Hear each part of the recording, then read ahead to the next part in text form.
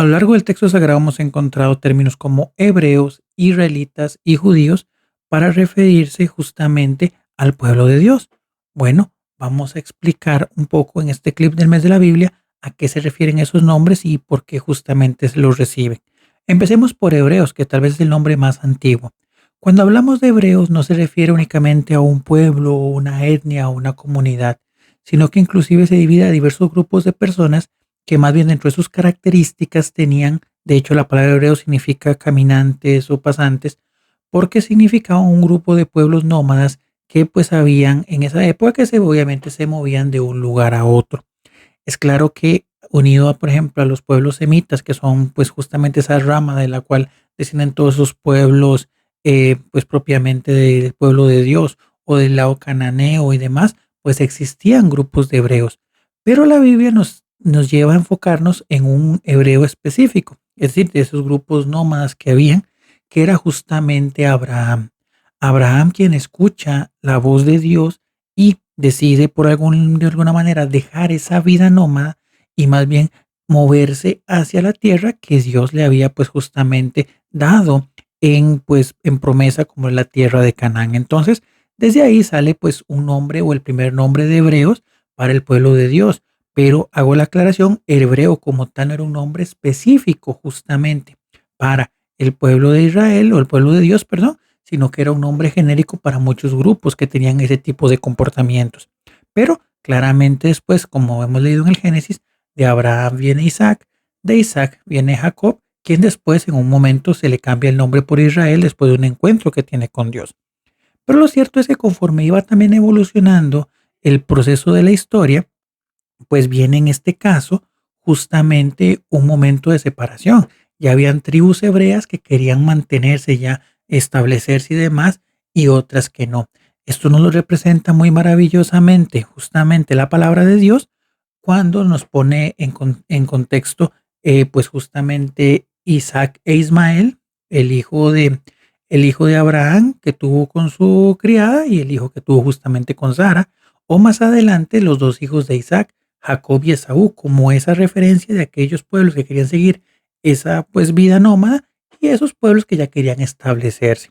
Entonces ya de ahí pues viene justamente esa división. Bueno, sabemos lo que dice en el Génesis, el pueblo de hebreo va para Egipto, vive mucho tiempo ahí, se ve esclavizado y después de ahí pues ellos salen de esa tierra para buscar nuevamente la tierra de Canaán, que es la que se les había entregado por promesa de Dios. En ese momento pues todavía estaban o se hablaba mucho del pueblo hebreo, incluso reafirmaba ese sentido porque estaban en peregrinaje a lo largo del desierto.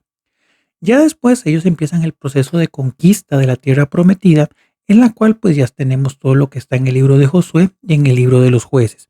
Ellos poco a poco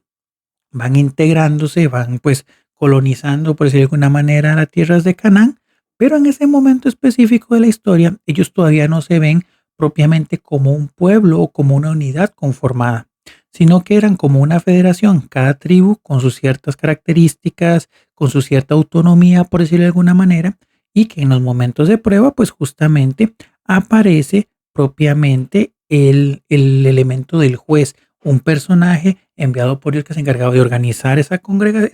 esa confederación y moverse en la defensa justamente del pueblo ante los ataques de los filisteos y demás, pues propiamente tribus que atacaran. Ya después viene el tema de la monarquía. Ya el pueblo logra consolidarse y pasar de una congregación, una confederación de tribus, a una unidad específica movida por un rey.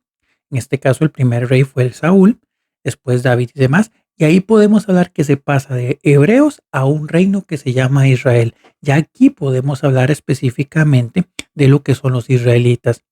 Viven durante algunos años, pues en esta época de la monarquía, y recordemos que después, en algún momento determinado, lo encontramos, si mal no recuerdo, en el primer libro de Reyes, se da la situación de que a la muerte de Salomón, su hijo, pues justamente Roboam, pues